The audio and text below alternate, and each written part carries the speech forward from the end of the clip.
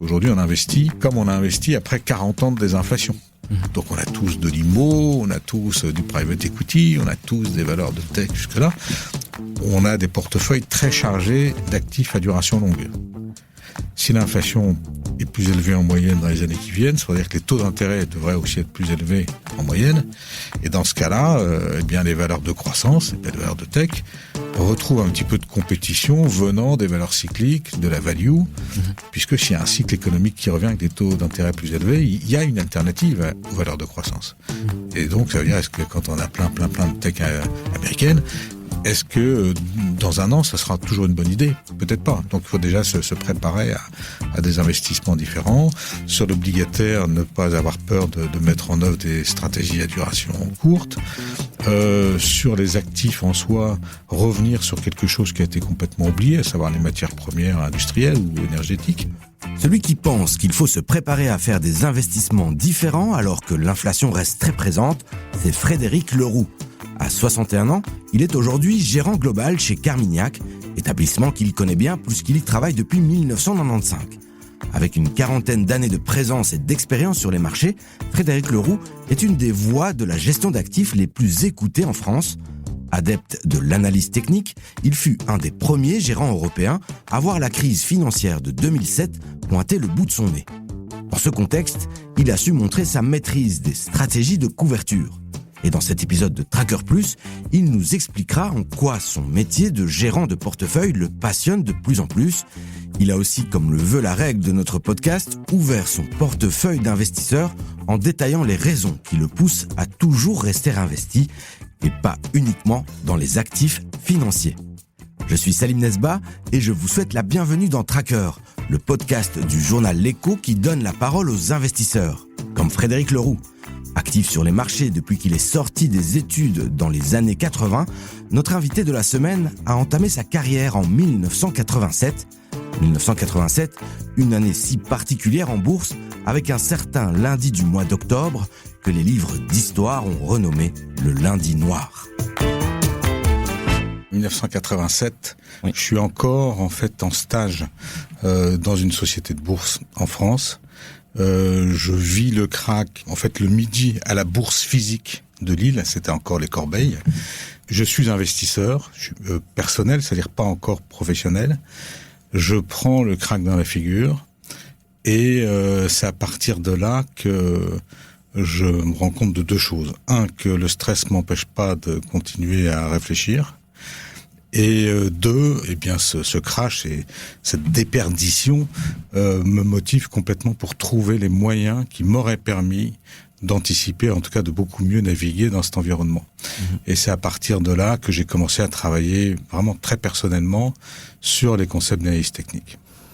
Alors pour les plus jeunes, certains sont nés en 87. Ce jour-là, le Dow Jones a perdu près de plus d'un cinquième de sa valeur en une séance. Oui. C'est une chute qu'on n'a plus revue sur une seule journée de trading. Non. J'imagine que ça a été un événement bâtisseur dans votre manière d'appréhender le risque. Parce que là, quand on dit aux gens vous pouvez tout perdre en prenant du risque, là on a perdu un cinquième ce jour-là. Oui, c'était très très fondateur, d'autant plus que j'avais en plus de l'effet de levier sur les positions que j'avais, puisque j'étais sur le marché à règlement mensuel qui permettait d'investir plus que le cash disponible sur le compte. Donc effectivement, le choc a été très brutal.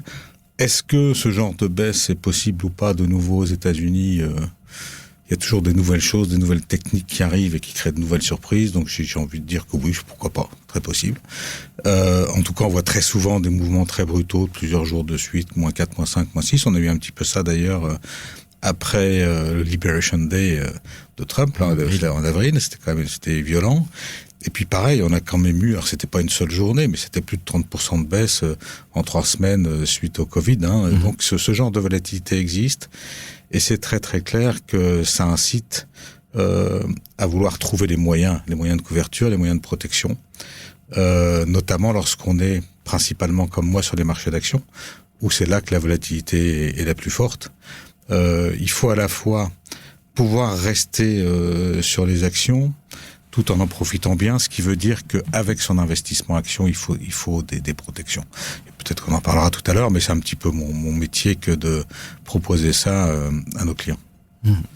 Avant d'en parler, peut-être restons un petit peu dans cette historique. En tant qu'investisseur particulier, personnellement, quel a été le premier instrument, le premier actif que vous avez acheté en bourse? Alors ça, c'est original. Le tout premier investissement professionnel que j'ai fait, c'est une option sur le CAC 40 long terme. Je pense que j'ai ouvert le marché. À l'époque, je travaillais à mi-temps entre la fin de mes études et mon début de carrière professionnelle. Dans le Nord, et voilà, j'ai fait cette option sur une option de couverture sur les CAC 40 à long terme, sur le MONEP. Voilà. Et alors ça, c'est professionnel. Et sinon, à court terme, j'ai effectivement des petites actions, vous savez, des petites recommandations qu'on peut trouver dans certains journaux, qu'on pouvait trouver dans certains journaux il y a une quarantaine d'années. C'était des actions déjà. Et après, voilà, du dérivé d'actions. Et depuis, je pense que 99% de ce que j'ai traité professionnellement, c'est du dérivé. Des produits de couverture sur le change, sur les taux, sur les actions. Mais je travaille très très peu sur le physique lui-même, en fait. Avant de scanner plus en détail le portefeuille de notre invité de la semaine, nous avons posé quelques questions à Frédéric Leroux pour mieux comprendre sa science de la couverture et son recours à l'analyse technique. Écoutez bien sa réponse, car stratégiquement, elle vaut son pesant d'or. Dans les bonnes règles, les bons usages à avoir pour bien se couvrir, on parle déjà de diversification, on parle de décorrélation. Vous, quels sont un peu les principes de base de votre science de la couverture? Alors, sans parler de contexte, aujourd'hui par rapport à il y a 30 ans, le point de départ, c'est quand même essayer de découvrir dans les marchés des moments de consensus, qu'ils soient trop optimistes ou trop négatifs, afin d'en prendre un contre-pied. Et c'est là que justement les produits dérivés sont pratiques, parce que si vous êtes dans un moment de consensus très fort, mais construit sur des croyances plutôt que des raisonnements très très péchus, si on est plus dans le cadre d'un consensus un peu fainéant, plutôt que dans un consensus individuellement réfléchi, ben là on sait qu'on n'est pas très loin d'un moment où la croyance va tomber, et l'analyse technique, les vagues d'Elliott, qui permettent justement de mesurer le stade de développement d'une tendance, nous permet un petit peu d'accompagner notre lecture de l'ère du temps par des concepts un petit peu plus quantifiés, donner une notion de market timing intéressante qui vous donne des points d'entrée de short qui peuvent être utiles. Donc l'analyse technique pour moi est le moyen un petit peu quantitatif pour optimiser les points d'entrée dans une optique contrariante. Les moyennes mobiles ne m'intéressent pas, je suis pas là pour suivre les tendances, je les vois comme ça, j'ai pas besoin d'une moyenne pour savoir que ça monte ou que ça baisse. Par contre, j'ai besoin de patterns qui me disent, voilà, là c'est sur-optimiste, c'est sur-négatif. Mais je vais pas utiliser l'analyse technique toute seule, c'est-à-dire que je l'aime donc pour détecter la cyclicité, donc les extrêmes.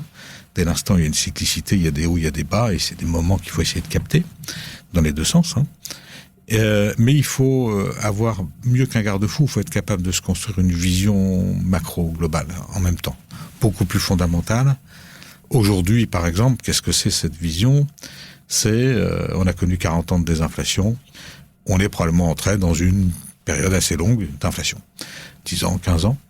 Ça ne veut pas dire qu'on va être 0 à 20, et puis sur 20 ans, mais ça veut dire que l'inflation revit après être quasiment morte pendant la décennie d'avant.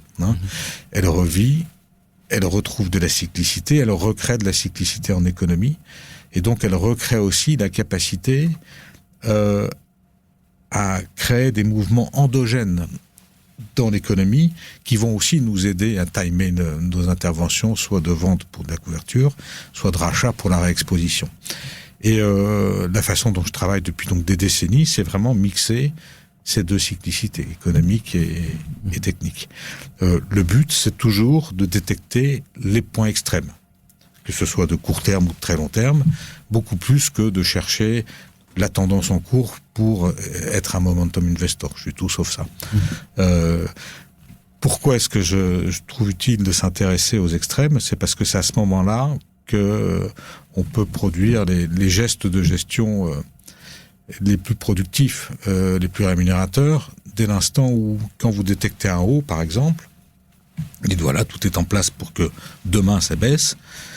vous vendez à découvert ou vous vendez ce que vous avez. Et puis, si vous avez tort, vous le savez très vite. C'est-à-dire, si la tendance se poursuit, vous êtes trompé. Donc, vous avez un stop loss en haut, pas très loin. Donc, ça veut dire que votre perte potentielle est petite, alors que votre gain potentiel est très important. Donc, globalement, vous êtes plus dans la possibilité de créer des opérations avec des risques reward ratios qui soient tout à fait favorables. Alors que quand vous êtes dans le momentum, c'est beaucoup plus compliqué, parce qu'à partir de quand vous considérez que la baisse invalide la tendance, quelquefois c'est très loin. Et donc les pertes peuvent être beaucoup plus importantes. Voilà, donc du technique, du fondamental. Au fil des années, j'ai commencé en lisant énormément de choses, et je pense que c'est comme ça qu'il faut faire, pour trouver un petit peu et les outils, et les philosophies, et les pensées des gens qui conviennent le plus à votre façon de vivre, d'appréhender le risque et d'espérer les gains. Et puis au plus vous avancez, au plus vous filtrez, au plus vous enlevez une part importante de ce que vous avez appris pour garder que ce avec quoi vous êtes très confortable. Et donc j'ai envie de dire, aujourd'hui, je lis presque plus. Je ne lis quasiment plus les journaux financiers mainstream. Je lis quasiment pas la recherche des brokers ou des banquiers. Je lis 3-4 penseurs un peu indépendants. Je lis des titres, je vois vivre les gens, puis avec ça, je trouve la capacité à ressentir l'air du temps, le zeitgeist. Et voilà, c'est aussi pour ça, une fois que vous êtes capable de ressentir un petit peu le zeitgeist, au moins des opérateurs de marché, et de voir les concordances ou l'inverse, les divergences avec l'homme de tous les jours dans la rue, vous avez déjà beaucoup d'informations.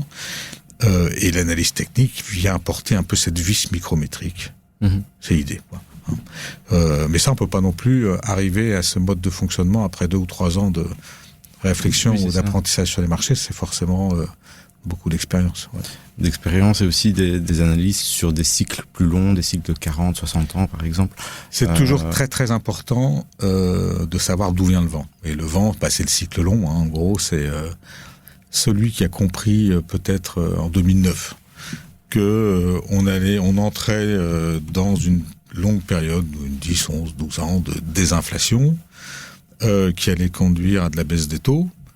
Et si celui-là a compris en même temps que finalement donc le ralentissement c'était une bonne chose parce que ça menait à des taux plus bas, donc à davantage de valorisation des actifs, il a fait une décennie 2010 formidable.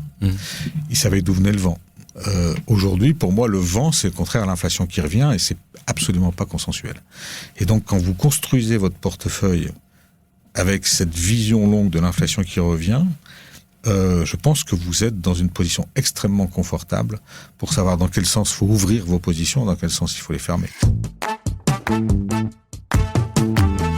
C'est le moment de parler stratégie et de jeter un œil dans le portefeuille de l'invité de la semaine. Frédéric Leroux, comme de nombreux gérants d'actifs, investit dans les 2 fonds qu'il gère. Stratégiquement, il a changé son fusil d'épaule ces 5 dernières années, sentant que l'inflation ne quittera pas nos contrées de sitôt. Frédéric Leroux abordera aussi dans cette partie sa passion pour les voitures de collection et nous donnera son regard sur ces investissements qu'on appelle également alternatifs. Ça fait depuis 2021 que j'ai un peu cette conviction que l'inflation revient. La réouverture post-Covid, là on voit la grande vengeance de l'inflation qui passe de 0 à 10 en Europe en l'espace de quelques trimestres. Et là je me dis ça y est, cette inflation qui a été contrainte pendant des années, qui est jamais ressortie, qui aurait dû ressortir, si on est comme moi un grand fan des théories de Kondratiev, ça devait sortir à partir des années 90. Ça sera arrivé quasiment 30 ans après, mais avec vengeance. Donc je pense que là on a connu une première vague et je me dis voilà, dans les 15 ans qui viennent, on va connaître 2-3 vagues importantes d'inflation. Et donc il faut que mes clients aient un produit qui leur permette au moins peut-être pas d'en profiter, mais en tout cas de pas en souffrir quand ça va revenir. Pour regarder 2022, n'importe quelle société de gestion, combien il y a de fonds qui ont gagné, qui ont fait gagner de l'argent à leurs clients, que ce soit sur l'obligataire, sur l'action ou sur les diversifiés, quasiment pas. Et donc il faut au moins qu'il y ait un truc qui fasse un peu gagner d'argent dès l'instant où il y aurait de l'inflation. Donc quelque chose qui serait un peu plus exposé aux matières premières, quelque chose qui n'aurait pas peur de vendre les obligations, vendre la duration, quelque chose qui n'aurait pas peur d'être moins aux États-Unis, plus vers le reste du monde. C'est surtout ça l'idée, jouer cette grande rotation des États-Unis vers le reste du monde. Alors pourquoi ? Quand vous regardez la décennie 2010, c'est celle où vraiment les valeurs américaines, notamment de tech, se sont envolées. C'est quasiment pas de croissance, pas d'inflation. Donc le nirvana pour les valeurs de croissance, celles qui font des bénéfices tous les ans quoi qu'il arrive, ce qu'on appelle les valeurs à duration longue. Elles se sont envolées. Donc les gens ont acheté du dollar pour acheter Amazon, Google, Apple, etc. Et donc en l'espace de 12 ans, le marché américain fait x6 en dollars. Et puis nous, on fait x1,5 le reste du monde. C'était donc la désinflation, l'absence d'inflation qui a permis ça. Les marchés sur lesquels les valeurs de croissance étaient très présentes ont fait un carton, les autres ont galéré, comme nous. Et on le voit quand on enlève les Magnificent Seven. Il se passe pas grand-chose, c'est ça, absolument. Et donc l'idée, c'est si on croit à ma vision d'inflation, on se dit en moyenne les taux vont être plus élevés, donc il y aura quand même vraiment des alternatives aux valeurs de croissance. Donc les gens vont quitter un petit peu le marché américain, donc vendre du dollar, pour acheter des émergents, et peut-être l'Europe industrielle, le Japon aussi, qui renaît d'une certaine façon. Donc cette rotation États-Unis vers le reste du monde, qui fait baisser le dollar, qui donc amplifie la surperformance des émergents qui adorent un dollar faible, et la surperformance des matières premières. Donc vraiment quelque chose de littéralement différent de tout ce qu'on a connu, notamment dans les décennies 2010. Donc la surperformance des émergents qui revient, les comos qui redeviennent un axe d'investissement, le cash, les obligations, si on les joue plutôt en sens inverse, les opérations de quantification de courbes. Et voilà. Et donc moi, dans le fonds que j'ai créé, je mets tout ça et je mets en œuvre. Donc sur le long terme, c'est la rotation vers tout ce qui a sous-performé pendant 15 ans.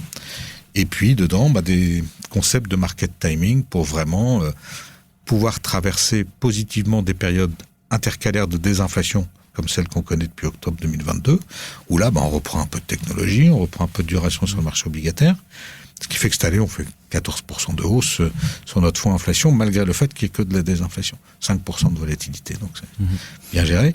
Par contre, dès qu'on va sentir la deuxième vague qui arrive, là, on va tout mettre.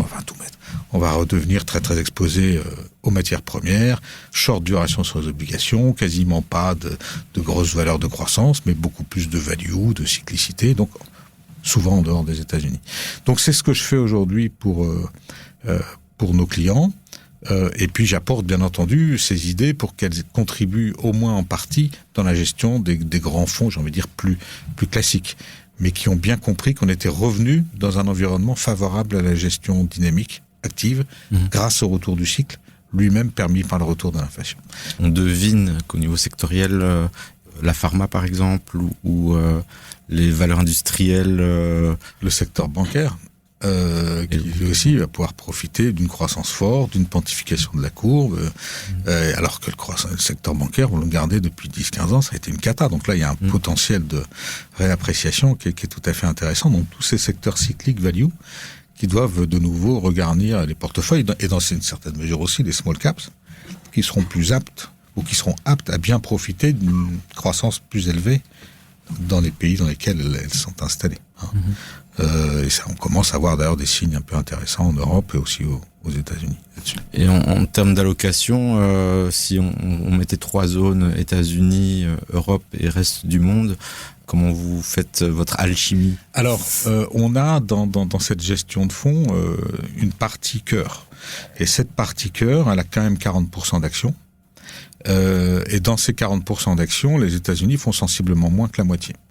Alors qu'aujourd'hui, c'est plus de 60% de l'indice mondial. Et on compense par davantage de cyclicité européenne, émergente et japonaise. Donc ça veut dire, oui, moins d'États-Unis, moins de dollars. C'est une structure très très différente de l'allocation classique aujourd'hui, soit en 50-50, soit en 40-40-20, des fonds diversifiés. Et ça fonctionne extrêmement bien par rapport à ces vieilles allocations. Dès maintenant, même en période de désinflation intercalaire entre deux vagues de hausse. Alors en finance comportementale, on a des principes qui disent avérés, que quand on gère l'argent des autres, on est beaucoup plus prudent. Maintenant, on va parler de comment vous gérez votre propre argent, et il me semble que il n'y a pas beaucoup d'argent en bourse, mais il y a de l'investissement alternatif. C'est ça. Mes investissements en bourse, ce sont les 2 fonds que je gère. Voilà, c'est clair. Je contrôle ce que j'ai. Voilà.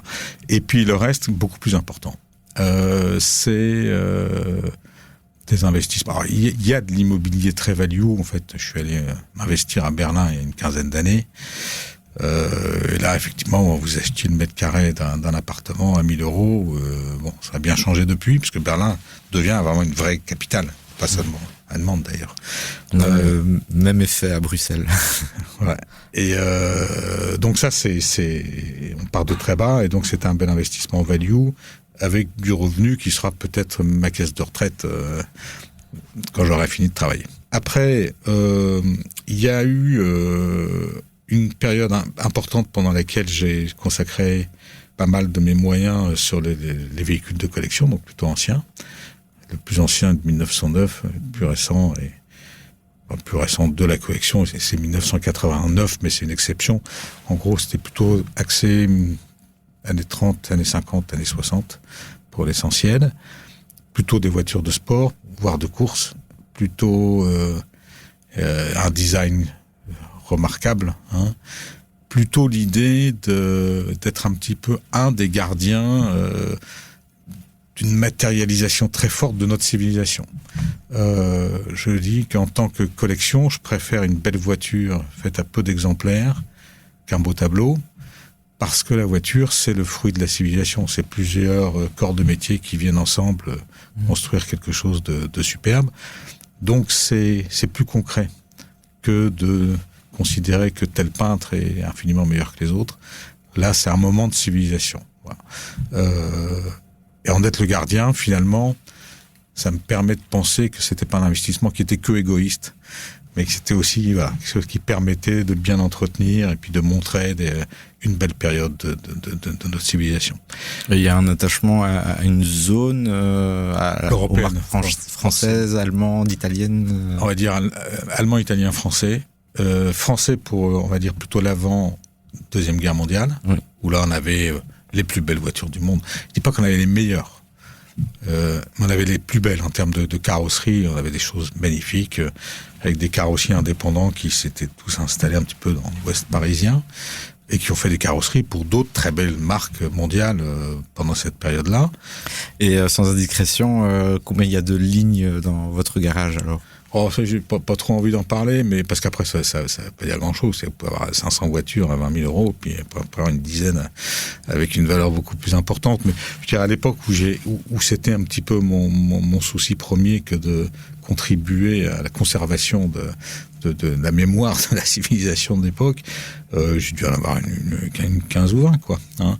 Mais aujourd'hui, je suis plutôt dans la dynamique un petit peu de réduction, de désinflation, hein, parce que j'ai aussi mon troisième investissement en dehors des marchés qui est d'essayer de contribuer à aider ceux qui ont plus besoin que nous, donc en contribuant notamment en Afrique à une autosuffisance alimentaire qui pour certains pays est un objectif majeur, et pour financer ça dans un environnement pas forcément très porteur, j'ai cédé beaucoup de ces belles voitures, à regret à certains égards, mais aussi en étant un petit peu content de ce geste difficile à faire compte tenu de l'objectif.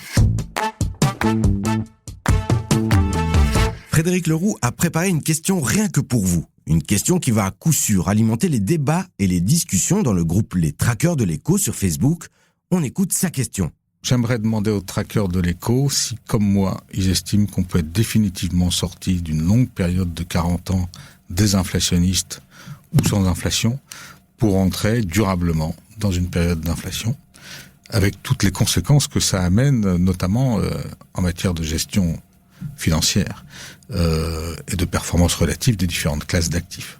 Est-ce que cette idée inflationniste, pour vous, a du sens, ou est-ce que c'est vraiment la lubie d'un ancien? Et on va peut-être rebondir sur cette question pour le conseil.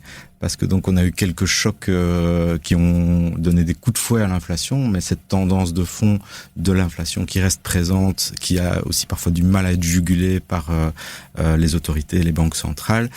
Si un jeune investisseur qui ne croyait qu'en Apple et Nvidia et qui rachetait à chaque baisse a un bon capital, comment est-ce qu'il doit faire pour se couvrir Alors, c'est une très bonne question.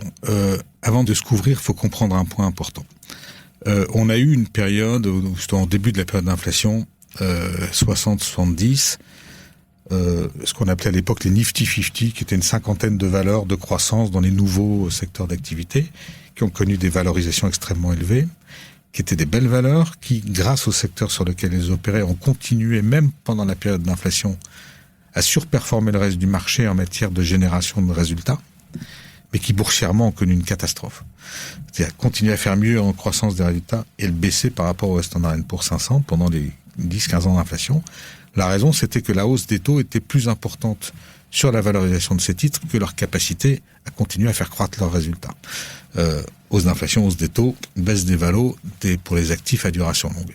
Donc pensez à ça. Même si vous êtes certain que votre valeur va continuer à bien marcher, votre société va continuer à bien marcher, c'est pas forcément le cas du prix de l'action, compte tenu des taux d'intérêt. Donc diversification. Et diversification, pour moi, c'est la caricature de la diversification géographique, c'est les émergents. Les investisseurs vont quitter un peu les États-Unis, ça va faire baisser le dollar, ça va faire cartonner les pays émergents. Donc, allez chercher là-bas ce qu'on n'a pas chez nous. Diversification, c'est le début de la couverture. Hein. Et sinon, soyez certains, en tout cas, que les actions de la tech, notamment que vous voulez garder, soient vraiment les bonnes. Regardez un petit peu tout ce qui existait avant 2000 et ce qui existait encore en 2010, et vous allez voir le taux de déchets, j'ai envie de dire. On aura la même chose là. Donc, choisissez bien vos champions. Envie de répondre à Frédéric Leroux ou d'entrer en contact avec nous? Écrivez-nous à l'adresse podcast@leco.be ou venez rejoindre notre groupe Les Traqueurs de l'Éco sur Facebook où des milliers d'investisseurs échangent quotidiennement. C'était Julie Garrigue et Ondine Ouérès à la réalisation, Salim Nesba au micro pour Tracker, le podcast bourse du journal L'Éco. On se retrouve la semaine prochaine pour un Tracker Talk où l'on fera le bilan sur l'année 2025 et où on se projettera en 2026. Merci pour votre écoute, vos messages et votre soutien. À la semaine prochaine.